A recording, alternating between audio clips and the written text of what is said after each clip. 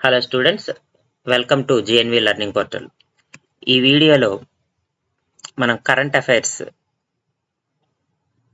Part 4 చూద్దాము.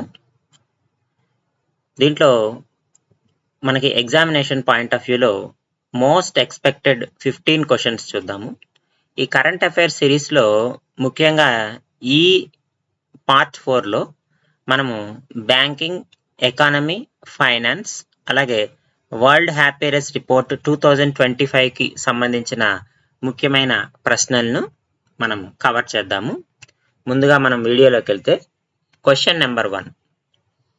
According to reserve Bank of India, the projected GDP growth rate of India for the financial year 2025-26 as of April 2025.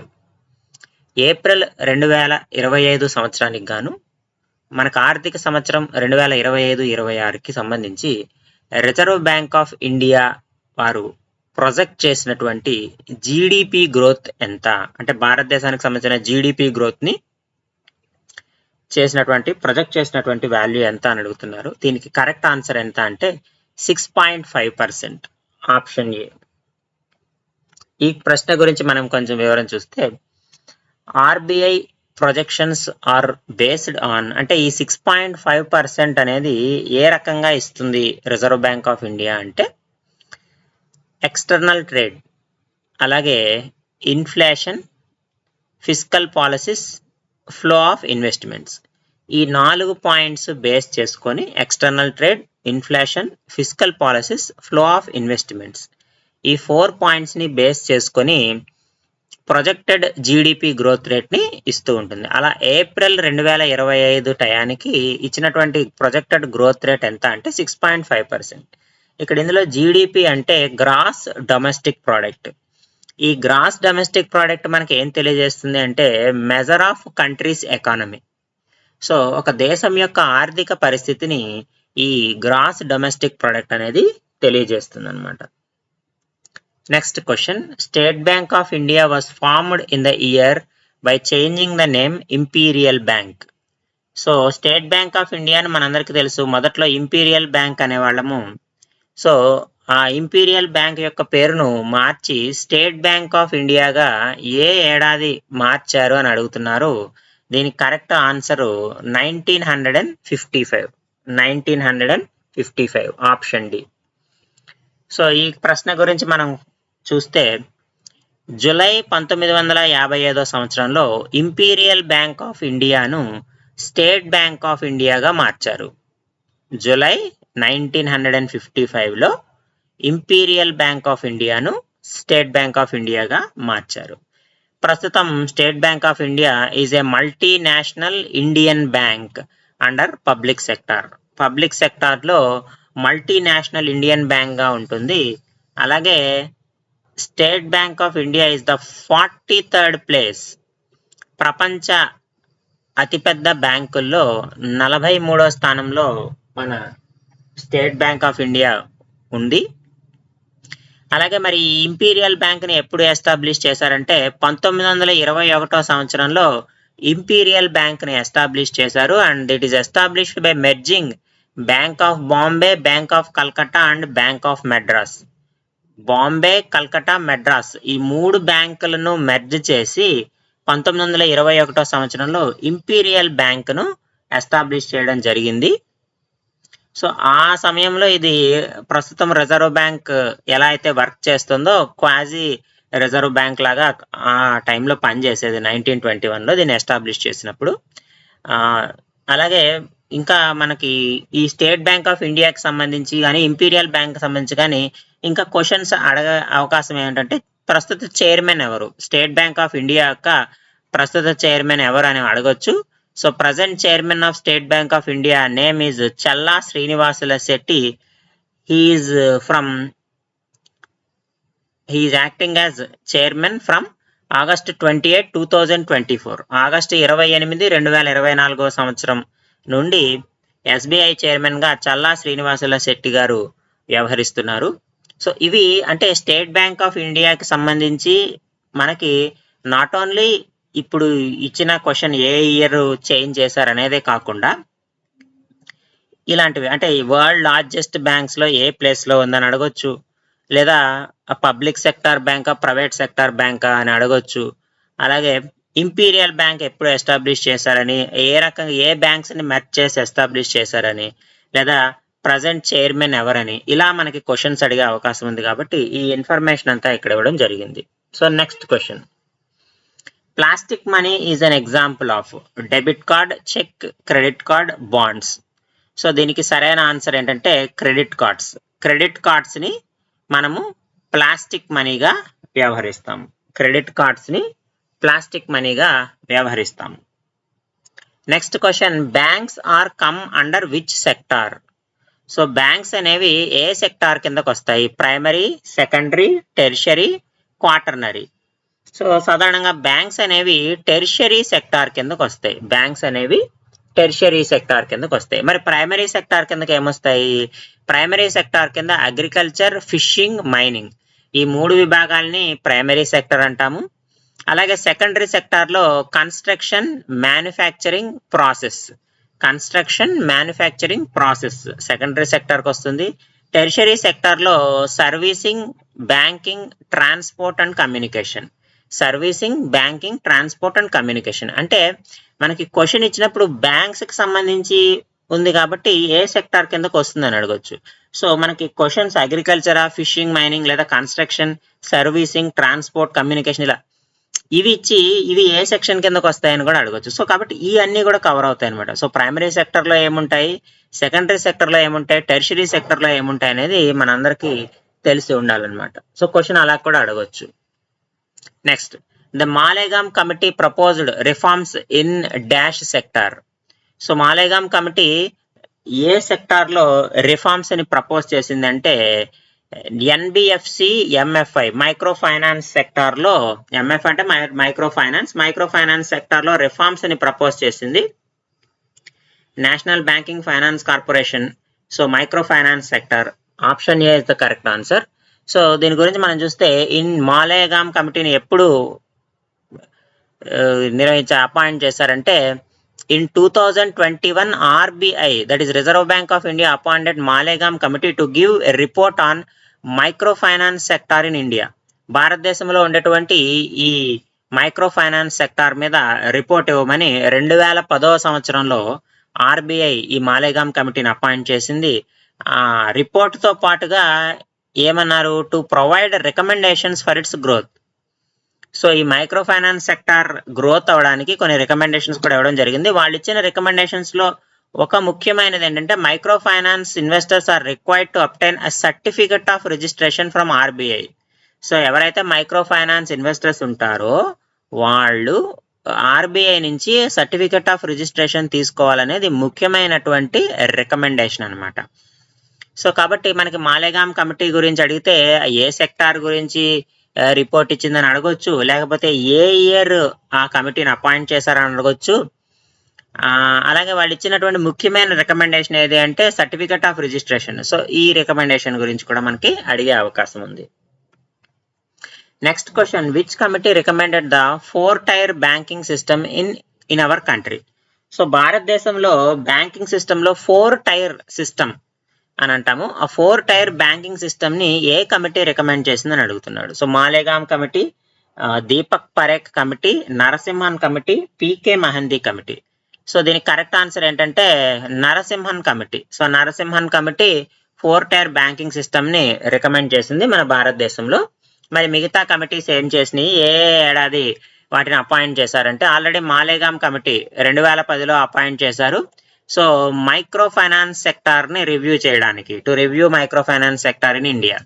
మరి Deepak Parekh committee ఏం చెప్తుంది, దీన్ని 2018లో establish చేశారు to review MSME sector, to review MSME sector. Narasimhan committee 1991లో appoint చేశారు to review financial system in India, to review financial systems in India. So భారతదేశంలో ఆర్థిక వ్యవస్థ ఎలా ఉంది అనే దాని మీద రిపోర్టు నరసింహన్ కమిటీని అపాయింట్ చేశారు రిపోర్ట్ ఇవ్వమని. అలాగే పీకే మహంతి కమిటీ 2013లో అపాయింట్ చేశారు to review the regulatory framework for the NFBC sector, national banking finance corporation sector మీద రెగ్యులేటరీ ఫ్రేమ్వర్క్ రివ్యూ చేయమని 2013లో పీకే మహంతి కమిటీని వేశారు. సో మనకి ఎగ్జామినేషన్ లో బ్యాంకింగ్ ఫైనాన్స్ ఎకానమీ మీద ఇచ్చినప్పుడు ఈ 4 కమిటీల మీద ఏదో ఒక ప్రశ్న అయితే ఉంటుంది. ఈ 4 కమిటీస్ లో ఎనీ వన్ కమిటీ మీద, అంటే ఆ కమిటీ ఏ ఇయర్ ఎస్టాబ్లిష్ చేశారని కానీ దేని గురించి ఎక్స్ప్లెయిన్ చేశారనేటువంటి విషయం మీద కానీ ఖచ్చితంగా అయితే ఉండొచ్చు. కాబట్టి ఇది ఇంపార్టెంట్ గా మనం చెప్పొచ్చు. Next, State Bank of India headquarters. So State Bank of India headquarters ముంబైలో ఉంది. సో కాబట్టి ఆప్షన్ ఏ మనకి కరెక్ట్ ఆన్సర్ అవుతుంది. Next question number 8, the role of Reserve Bank of India in Indian economy. So Indian ఎకానమీలో అంటే భారత ఆర్థిక వ్యవస్థలో రిజర్వ్ బ్యాంక్ ఆఫ్ ఇండియా యొక్క పాత్ర ఏమిటి అంటే, it regulates banks, issues currency, controls monetary policy. So ఈ 4 చేస్తుంది. కాబట్టి option D is the correct answer, all of the above. RBI regulate banks, issues currency and controls monetary policy. So కాబట్టి ఈ 3 పనులు చేస్తుంది. కాబట్టి మనకు ఆన్సర్ ఏంటంటే all of the above. Next question number 9, which bank completes 90th foundation day on 1st April 2025? April 1, 2025 సంవత్సరానికి 90వ వ్యవస్థాపక దినోత్సవాన్ని జరుపుకున్నటువంటి బ్యాంక్ ఏది అని అడుగుతున్నారు. IndusInd bank, State Bank of India, Reserve Bank. So Reserve Bank of India అనేది మనకి correct answer. So Reserve Bank of India 1 April 2025 సంవత్సరానికి 90వ వ్యవస్థాపక దినోత్సవాన్ని జరుపుకుంది, 90th ఫౌండేషన్ డే. సో దానికి కారణం ఏంటంటే, రిజర్వ్ బ్యాంక్ ఆఫ్ ఇండియాని ఎప్పుడు ప్రారంభించారు అంటే 1 ఏప్రిల్ 1935 ముంబైలో స్థాపించారు. 1 ఏప్రిల్ 1935 దీని యొక్క హెడ్ క్వార్టర్స్ ముంబైలో ఉన్నాయి. అదేవిధంగా ప్రస్తుత ఆర్బీఐ గవర్నర్ పేరు ఏంటంటే శక్తికాంత్ దాస్. ప్రస్తుత ఆర్బీఐ గవర్నర్ పేరు governor of Reserve Bank of India. Present governor ఎవరు అంటే శక్తికాంత్ దాస్. సో మనకి ఆర్బీఐ గవర్నర్ అని అడగొచ్చు, ఏ ఇయర్ ఎస్టాబ్లిష్ చేశారని అడగొచ్చు, లేదా ఏ డేట్ లో ఎస్టాబ్లిష్ చేశారని అడగొచ్చు, హెడ్ క్వార్టర్స్ ఎక్కడున్నాయని కూడా అడగొచ్చు ఆర్బీఐ గురించి. అలాగే ఏ తేదీకి 90 years కంప్లీట్ అయిందని కూడా అడగొచ్చు. అందుకని 1 ఏప్రిల్ 2025 అని ఇవ్వడం జరిగింది. సో కాబట్టి వీటిని బేస్ చేసుకుంటే క్వశ్చన్ ఇలాగే అడగాలని లేదు. సో ఇదే క్వశ్చన్ ని డిఫరెంట్ ఆస్పెక్ట్స్ లో అడిగే విషయం ఉంటుంది కాబట్టి దానికి సంబంధించిన పూర్తి ఎక్స్ప్లెనేషన్ ఇక్కడ ఇవ్వడం జరుగుతుంది. Next question number 10, what is legal tender in India? So ఇండియాలో లీగల్ టెండర్ అంటే ఏమిటి? ఇండియాలో లీగల్ టెండర్ అంటే ఫిజికల్ కరెన్సీని మనము లీగల్ టెండర్ అంటాం. అంటే మనం మామూలుగా ఉపయోగించేటువంటి ఫిజికల్ కరెన్సీ ఏదైతే ఉందో దాన్ని లీగల్ టెండర్ గా మనము ఉపయోగిస్తాం. సో ఇప్పటి వరకు ఈ 10 క్వశ్చన్స్ మనం బ్యాంకింగ్, ఫైనాన్స్, ఎకానమిక్ సంబంధించిన క్వశ్చన్స్ చూసాము. ఈ question from 11th question onwards world happiness report మీద మనము అయితే దాని గురించి తెలుసుకునేటువంటి ప్రయత్నం చేద్దాము. So question number 11, according to world happiness report 2025 which country is top in the happiness index? So happiness index లో ఇచ్చిన కంట్రీస్ లో ఏ కంట్రీ టాప్ పొజిషన్ లో ఉందని అడుగుతున్నాడు. Island, Denmark, Sweden, Finland. So దీనికి కరెక్ట్ ఆన్సర్ ఏంటంటే ఫిన్లాండ్. సో మరి మిగతా దేశాల యొక్క ర్యాంకింగ్స్ కూడా ఒకసారి మనం చూస్తే ఫిన్లాండ్ మొదటి ప్లేస్ లో ఉంటుంది, డెన్మార్క్ 2వ ప్లేస్ లో, ఐలాండ్ 3వ ప్లేస్ లో, అలాగే స్వీడన్ 4వ స్థానంలో ఉంది. సో ఈ విధంగా 1, 2, 3, 4 ర్యాంకింగ్స్ అయితే ఉన్నాయి. 2024 లో కూడా సేమ్ యూఏ ర్యాంకింగ్స్ అయితే మనకు రావడం జరిగింది వరల్డ్ హ్యాపీనెస్ రిపోర్ట్ లో. నెక్స్ట్ క్వశ్చన్ నెంబర్ 12 చూస్తే according to world happiness report 2025 India rank. So మరి మనకి టాప్ 4 లో ఇండియా లేదు కాబట్టి అసలు భారతదేశం యొక్క ర్యాంక్ ఎంత ఈ వరల్డ్ హ్యాపీనెస్ రిపోర్ట్ 2025 లో అంటే 118. 2024 సంవత్సరంలో ర్యాంక్ కనుక చూసుకుంటే 126 ఉంది. సో ఆ 126 ర్యాంక్ నుంచి 2025 సంవత్సరానికి 118వ ర్యాంక్ అయితే భారతదేశం రావడం జరిగింది వరల్డ్ హ్యాపీనెస్ రిపోర్ట్ లో. కాబట్టి కరెక్ట్ ఆన్సర్ ఏంటంటే ఆప్షన్ బి అనమాట. Next, the happiness ranking assessment is done based on the following indicators. మరి ఈ హ్యాపీనెస్ ఇండెక్స్ రిపోర్ట్ ఎలా తయారు చేస్తారు? దానికి ఆ అసెస్మెంట్ కి సంబంధించినటువంటి ఇండికేటర్స్ ఏం ఉపయోగిస్తారు అంటే ఇక్కడ ఆప్షన్ చూద్దాం. GDP per capita, social support and health life expectancy, freedom, generosity and perceptions of corruption. Option ABC. So దీనికి ఆబ్వియస్లీ కరెక్ట్ ఆన్సర్ ఏంటంటే ఆప్షన్ ఏబిసి. 3 ఆప్షన్స్ కరెక్టే. సో ఇండికేటర్స్ కింద ఈ 6 పాయింట్స్ ని తీసుకుంటారు. జీడిపి పెర్ క్యాపిటా తీసుకుంటారు, social support తీసుకుంటారు, healthy life expectancy, freedom, generosity and perceptions of corruption. So మామూలుగా క్వశ్చన్ అయితే వీటిలో ఏవో ఒక పాయింటే ఇస్తాడు, బట్ మనకి ఈ 6 పాయింట్స్ కవర్ చేయాలి కాబట్టి ఆప్షన్స్ ఈ విధంగా ఇవ్వడం జరిగింది. కాబట్టి ఈ 6 ఆప్షన్స్ ఏవైతే ఉన్నాయో GDP per capita, social support, healthy life expectancy, freedom, generosity and perceptions of corruption, ఈ 6 పాయింట్స్ ని మనం గుర్తుపెట్టుకోవాలి. సో మనకు క్వశ్చన్ ఇచ్చేటప్పుడు ఈ 6లో ఏదో ఒక ఆప్షన్ ఇచ్చి మిగిలిన 3 ఆప్షన్స్ రాంగ్ ఆప్షన్స్ ఇచ్చే అవకాశం ఉంది. Next question number 14. The theme of World Happiness Day 2025. So ఈ వరల్డ్ హ్యాపీనెస్ డే 2025 థీమ్ ఉంటుంది కదా, అది ఏ థీమ్ అని అడుగుతున్నాడు. So the answer is caring and sharing. Option B. Option B is caring and sharing. మరి మిగతావి కూడా ఇచ్చారు కదా, ఇవి ఏ సంవత్సరాల్లో ఇచ్చారో ఒకసారి చూద్దాం. 2024 సంవత్సరంలో హ్యాపీయర్ టుగెదర్. 2024 సంవత్సరంలో వరల్డ్ హ్యాపీనెస్ డే థీమ్ ఏంటంటే హ్యాపీయర్ టుగెదర్. సో 2025 సంవత్సరం చెప్పాం కేరింగ్ అండ్ షేరింగ్. మరి 2023 సంవత్సరానికి be mindful, be grateful, be kind. Be mindful, be grateful, be kind.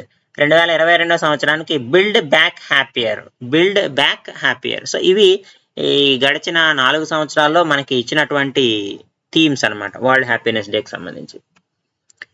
So last question. On which date world Happiness day was celebrated every year. ప్రతి సంవత్సరము world happiness డేని ఏ తేదీన celebrate చేసుకుంటారంటే March 20. March 20న మనము world happiness డేని ప్రతి సంవత్సరము celebrate చేసుకుంటూ ఉంటాము. సో ఇవి మనకి కరెంట్ అఫైర్స్ సిరీస్లోని పార్ట్ 4లో ఈ వీడియోలో మనం చూసినటువంటి కరెంట్ అఫైర్స్ క్వశ్చన్స్. సో దీంట్లో మనం వరల్డ్ హ్యాపీనెస్ రిపోర్ట్ గురించి, అలాగే బ్యాంకింగ్ ఫైనాన్స్ సెక్టర్కి సంబంధించినటువంటి మోస్ట్ ఇంపార్టెంట్ అలాగే మోస్ట్ ఎక్స్పెక్టెడ్ 15 క్వశ్చన్స్ ని కవర్ చేసాము. మరిన్ని వీడియోస్తో మళ్ళీ కలుద్దాం. Thank you.